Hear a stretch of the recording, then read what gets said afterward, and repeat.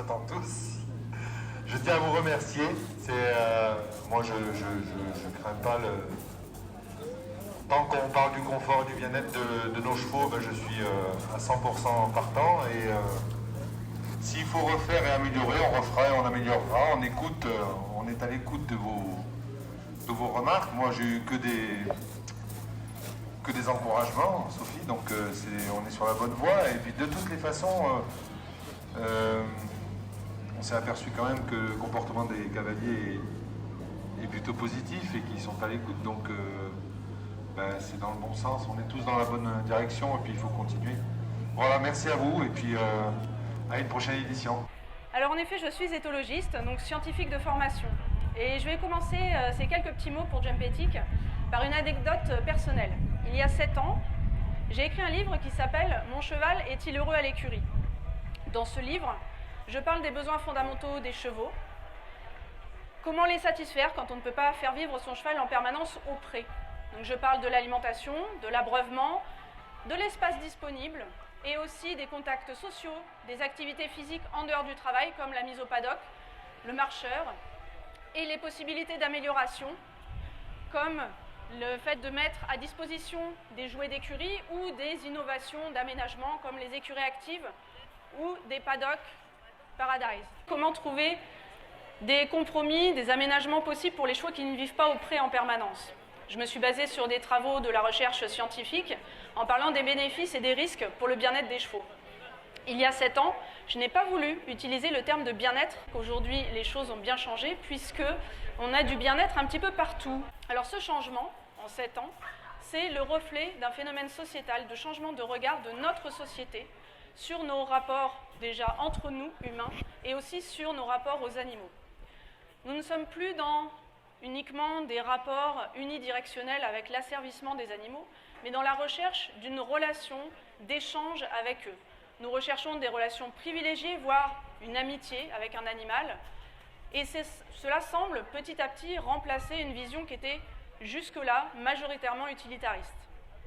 Alors je tiens à vous rassurer tout de suite, je ne suis pas là pour prôner l'abolition de l'équitation, comme certains cherchent à le faire dans des courants de pensée antispécistes, mais je suis là plutôt pour soulever le fait que la société évolue, change, et attirer votre attention sur le fait que la société interroge le milieu du cheval.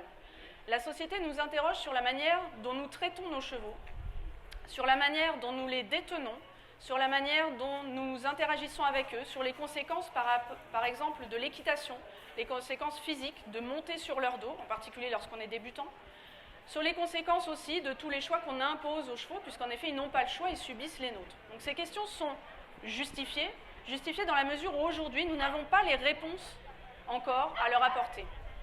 Parce que à la fois, soit nous n'avons pas connaissance des travaux scientifiques qui peinent à se diffuser sur le terrain malheureusement, soit tout simplement parce que nous ne nous étions pas posé ces questions auparavant. Et admettre que nous ne savons pas certaines choses et montrer que nous sommes actifs pour aller chercher des informations nous inscrit dans une démarche réflexive sur nos pratiques, et c'est plutôt un bon signe. C'est le signe que nous avons à cœur de nous soucier de notre rapport avec nos chevaux. Alors certes, les hommes et les femmes de chevaux qui sont là parmi nous ont des ressentis qui sont justes, mais ce n'est pas suffisant. Nous avons besoin d'éléments concrets, tangibles, pour pouvoir discuter. Comme je l'ai dit, nous avons déjà des résultats scientifiques avec des éléments, des critères clairs d'évaluation du bien-être équin, mais nous avons encore beaucoup de travail pour répondre à toutes ces nouvelles questions qui émergent. Alors ça va prendre du temps, certes, ça nécessite beaucoup de travail, mais c'est aussi ce qui va nous faire évoluer. Et dans cette évolution, c'est pour cette raison que Jump-Ethic est ici. Jump-Ethic s'inscrit dans la diffusion de connaissances pour rendre accessibles, je le disais, des travaux scientifiques qui malheureusement sont trop souvent confidentiels, et Jump-Ethic vise aussi à valoriser des bonnes pratiques comme cela a été souligné juste avant. Alors peut-être vous vous demandez si à l'avenir, avec tous ces questionnements, le sport, la performance, le saut d'obstacle qui nous réunit ici aujourd'hui, seront encore compatibles.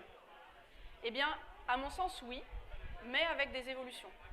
Je pense que si nous respectons les besoins fondamentaux de nos chevaux, que nous réfléchissons à leur entraînement sur le plan physique en respectant chacun et leurs capacités à chacun, que nous respectons leurs capacités cognitives pour que sur le plan mental, cela se passe bien en évitant le plus possible le stress et la peur, eh bien je pense que même nous pouvons intéresser nos chevaux aux activités que nous leur proposons. Et j'ai bien dit intéresser les chevaux à nos activités. En effet, si leur qualité de vie est satisfaisante, ils peuvent tout à fait être engagés et stimulés par un autre être vivant, en l'occurrence nous, par le fait que c'est quelque chose d'enrichissant pour eux. Alors cela reste à démontrer, c'est un nouveau domaine de recherche, il y a des nouveaux horizons dans ce domaine-là, et cette recherche a déjà commencé. Par contre, ce qui est certain, c'est qu'à l'avenir, nous ne pourrons plus utiliser les chevaux sans nous poser de questions. Nous devons dès à présent trouver des compromis qui sont acceptables pour nous, humains, et pour nos chevaux. Nous devrions sans cesse cheminer avec des doutes, des questionnements, et je pense que c'est une posture salutaire. Alors c'est sûr, la technologie, les sciences comme l'éthologie, l'étude du comportement animal, la médecine vétérinaire, les sciences humaines et sociales, apporteront ponctuellement des réponses à des effets, des innovations qu'on peut apporter pour le bien-être de nos chevaux. Mais je pense que ce qu'il faut garder à l'esprit et avoir le plus à cœur, c'est d'observer nos chevaux au quotidien pour réellement parler de bien-être équin. En effet, les seuls qui peuvent dire s'ils vont bien ou pas, ce sont les chevaux. Et nous devons nous attacher à comprendre comment eux perçoivent et ressentent les situations dans lesquelles nous les plaçons. Et pour ça, eh bien, les clés, ce sont la connaissance, l'observation, et la bonne nouvelle, c'est qu'elles sont à la portée de tous. Donc, si nous voulons continuer à évoluer avec nos chevaux et éviter d'être dépassés, il n'est pas trop tard. Et je pense même qu'il est grand temps d'agir. Je vous remercie de votre attention. Merci beaucoup. Merci pour ces mots, merci pour ces clés de lecture. Mathilde Belosov est 5e, Manon Arrivel est 6e. Ah bon, mais impeccable.